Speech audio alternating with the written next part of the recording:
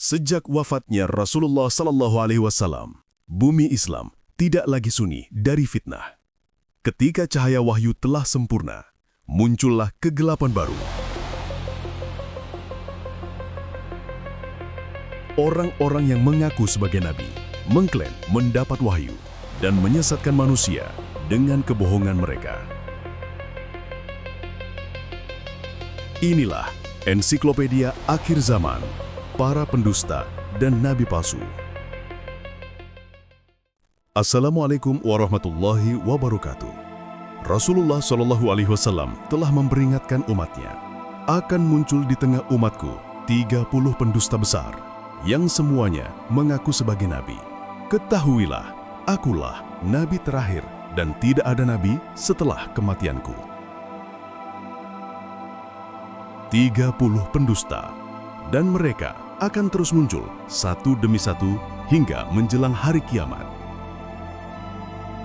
Di antara pendusta paling berbahaya dalam sejarah Islam adalah Musailamah Al-Kadzdzab dari kabilah Bani Hanifah di wilayah Yamamah.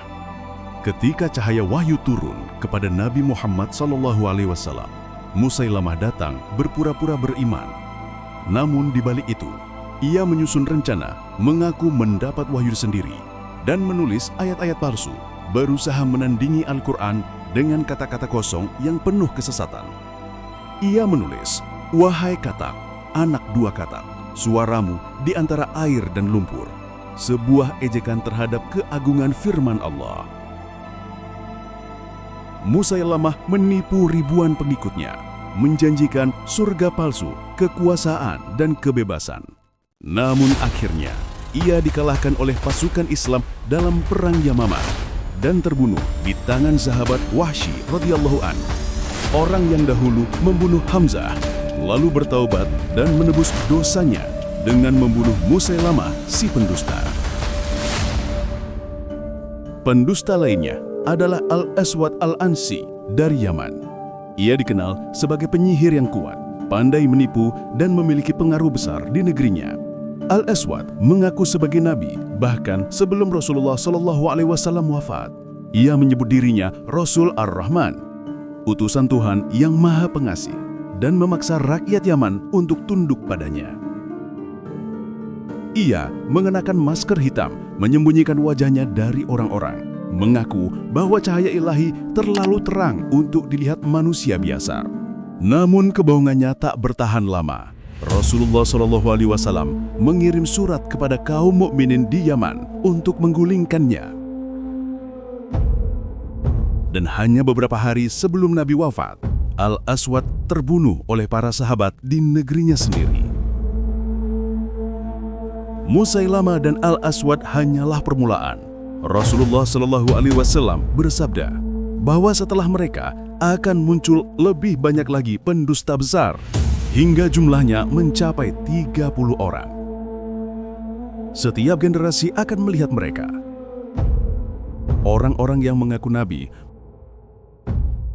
mengaku menerima wahyu, atau bahkan mengaku sebagai juru selamat umat manusia. Sebagian akan membawa ideologi baru. Sebagian berbicara atas nama agama. Dan sebagian lain menyamarkan kebohongan dengan kedak ilmu dan kekuasaan. Namun, semuanya memiliki satu kesamaan, kesombongan untuk menandingi kebenaran. Fitnah para nabi palsu bukan sekedar kisah masa lalu. Ia adalah nubuatan yang sedang terus terjadi. Setiap kebohongan yang mengaku membawa cahaya sebenarnya hanya menuntun manusia ke arah kegelapan. Dan ketika jumlah mereka genap menjadi 30, maka akan muncul yang terakhir, Al-Masih Ad-Dajjal, pendusta terbesar sepanjang sejarah.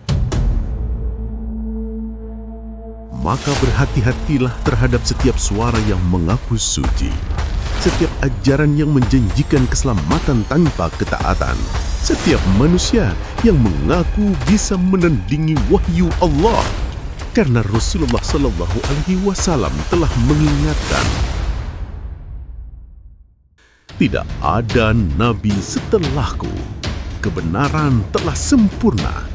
Segala yang datang setelahnya adalah kebohongan.